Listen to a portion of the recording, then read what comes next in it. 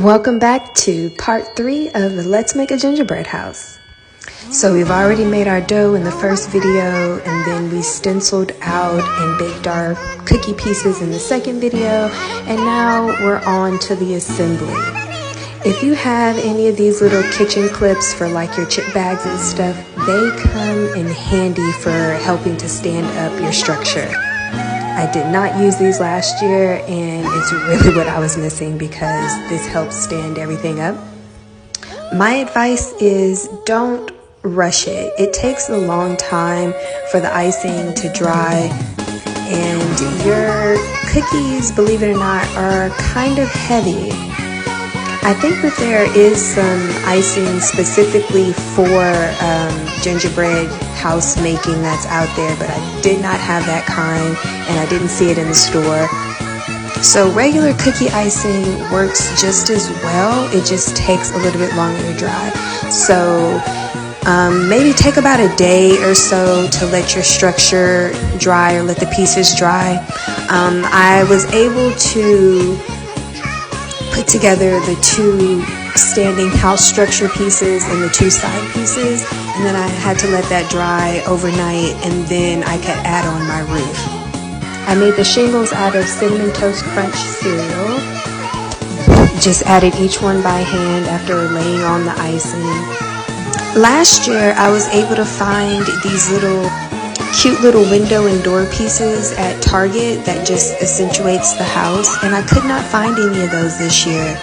So this year I'm like gluing on all the candies and everything myself, trying to make the house look like something. And let me tell you, aside from the baking and assembly, the decorating is definitely the hardest part. Especially because I have 2 teenagers and a lot of my candy just kept coming up missing. So I don't have any M&Ms. I had a whole bag of them and now I have none. A lot of my dots went missing. A lot of the candy overall just up and grew legs and walked off. So I did not have all the candy that I once had when I started. So yeah, just be really patient with the assembly of it. It takes a day to make the dough, and I would say it takes about 2 days to assemble and maybe a third to decorate, depending on how much detail you want to put into it. So yeah, give yourself some time on this project. You will have to re-ice it several times, so if it starts to fall apart on you, don't give up, just put it back together and start over. All in all, this project takes about 3 to 4 days to complete, so be patient.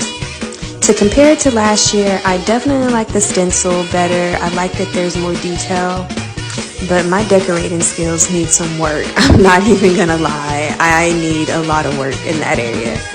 I topped it off with some powdered sugar to make it look like there's some snow on the roof.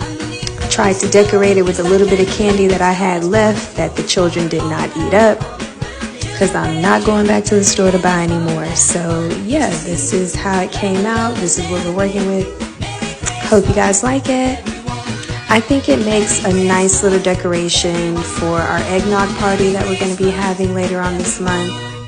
Trying to get the roof to like be glued together at the center was really hard. They kept sliding down, so this project definitely had some challenges in it.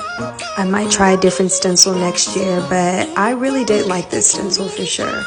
I wish I had like a little tea light, a fake tea light to put in to light it up